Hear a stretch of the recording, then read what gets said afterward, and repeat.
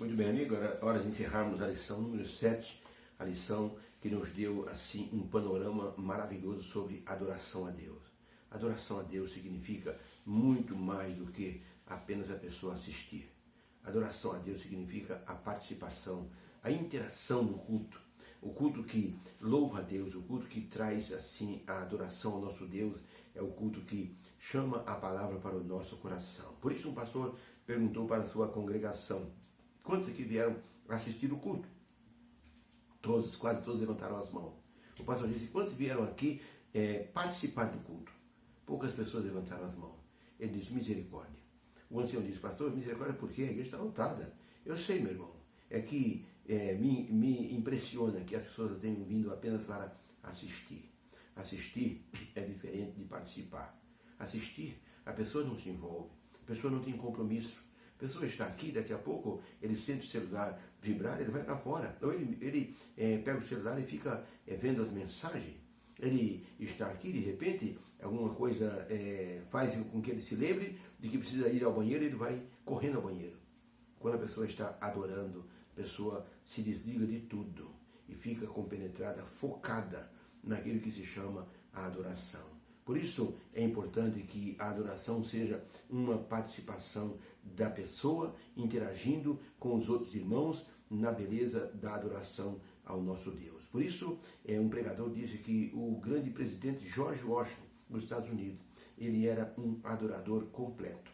Muitas vezes sua casa em Monte Vernon ficava lotada de hóspedes, mas no dia de culto ele dizia para todos: olha, se vocês quiserem ficar aqui, fiquem à vontade. Eu tenho uma audiência com o Rei dos Reis. Eu vou à minha igreja. Se vocês quiserem ir comigo, tem carros à disposição para levá-los. E ele deixava todas as pessoas ali esperando. E ia para a igreja adorar a Deus. Poderia ter a maior autoridade na casa dele. Ele não se importava. Ele ia adorar a Deus. E muitas vezes levou muitos convidados para adoração a Deus. Ele dizia: aqui eu não sou o presidente. Aqui eu sou um adorador. Por isso, ele era aclamado como um bom cristão. Martinho Lutero colocou a adoração como sendo tão necessária à nossa vida como se fosse a oração. A oração é a respiração da alma, mas a adoração ela é a energia, ela é o alimento para a nossa vida espiritual. Por isso, quem não se alimenta da adoração não tem vida curta de forma espiritual. A adoração traz Deus para dentro da nossa vida. E isso faz toda a diferença. Por isso, Isaías diz assim, em Isaías 41, verso 10, porque eu, o Senhor teu Deus, eu te tomo pela tua mão direita e te digo: eu te ajudo, não temas. Quando nós adoramos a Deus, Ele nos toma pela mão direita e Ele toca em nosso ser. Não nos deixa sozinho. Por isso o apóstolo João, ao ser mandado para a ilha de Patmos, ele não se sentiu sozinho. Era plano do imperador Domiciano colocar João numa ilha deserta para que ele morresse de tédio e se matasse. Mas João teve a presença do próprio Jesus. No capítulo 1 de Apocalipse diz que João disse assim: eu me vi em espírito e em visão. Eu vi que havia sete candelabros. Quando eu me vi no meio dos candelabros, dos castiçais, eu vi um semelhante ao Filho do Homem, que tinha o cabelo branco como a lã, que tinha a pele como se fosse ouro, os olhos como fogo, uma veste branca que ia até os pés. Seus pés eram como bronze polido. E ele disse: quando eu vi isso, eu caí como morto.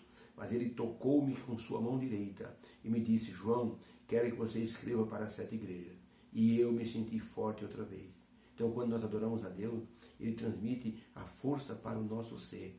Muitas pessoas vêm à igreja e saem arrastando os pés, cabeça baixa, como se tivesse ido a um velório, como se tivesse perdido algum ente querido, mas deveriam se sentir abençoados, de rosto levantado, brilhante, porque estiveram na presença de Deus. Quando Moisés saía da presença de Deus no Monte Sinai, ele saía com um brilho diferente no seu rosto, porque havia estado na presença do grande Deus Criador.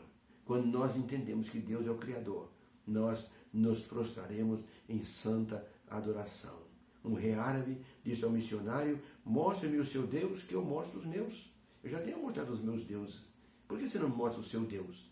O missionário disse: majestade, venha até a janela, por favor. O rei o acompanhou. Eu quero que o senhor olhe para o sol diretamente por 5 minutos.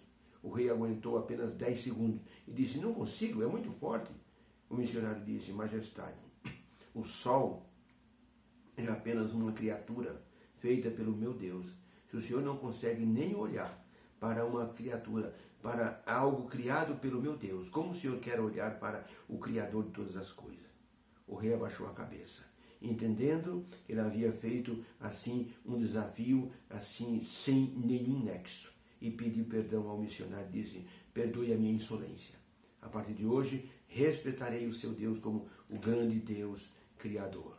Por isso, além de ser um Deus Criador grandioso, onipotente, onisciente e onipresente, mesmo assim, Deus está sempre presente, está sempre conosco. Por isso é importante que a adoração seja feita de coração para que Deus possa estar ao nosso lado. Na mensagem do primeiro anjo, ele falou sobre a pregação do Evangelho eterno. O anjo falou na hora do juízo. O anjo falou sobre o temor a Deus, a reverência ao nosso grande Criador. Nossa missão hoje nesse mundo é elevar o nome do nosso Deus ao nível que ele merece como Criador. Diante das teorias da evolução, diante daquilo que é o comunismo, que não aceita Deus, diante, assim, do espiritismo, que tira Jesus como sendo alguém que é apenas um ser a mais. Você se salva sozinho pela reencarnação.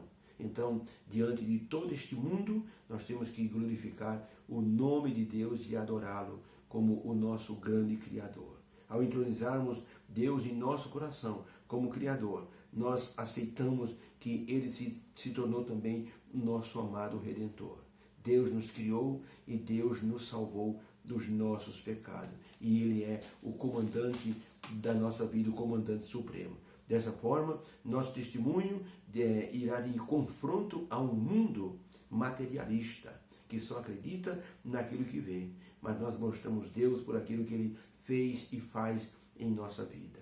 Devemos testemunhar dos seus milagres para que as pessoas possam glorificar e adorar também o nosso grandioso Deus. Ao adorarmos o nosso Deus, Criador e Redentor, ele nos dá uma nova história para que nós possamos então assim testemunhar do que ele tem feito em nossa vida. E Deus dessa forma vai recriar a nossa vida para que um dia possamos estar com ele nas mansões celestiais. Lá sim a adoração será plena e completa.